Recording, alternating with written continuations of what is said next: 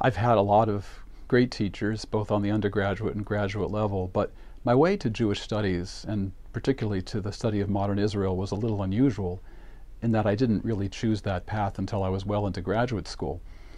And I needed a mentor or advisor when I went overseas to Israel to do dissertation research back in the mid-1980s. And I asked if I could have as a mentor a professor named Anita Shapira. Anita Shapira is arguably the finest historian of Zionism and Israel in the world. At that time she was pretty young, and she had just written an incredibly popular book.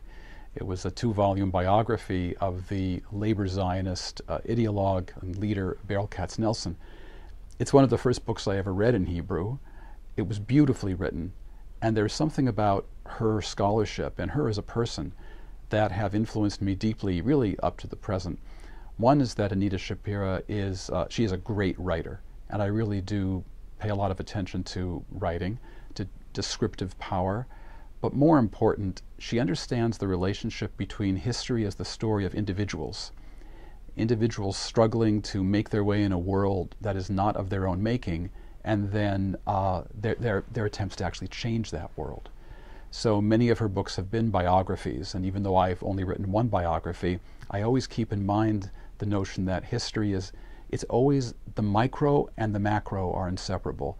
The individual person and then the larger structures that they operate in.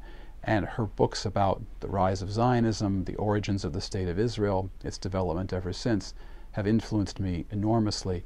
She's also influenced me personally in that Anita's one of those rare people who is deeply attached to a cause. In this case, it's to her country, to Israel. She's also very critical of it, and she knows how to criticize it in a way that is intelligent and informed.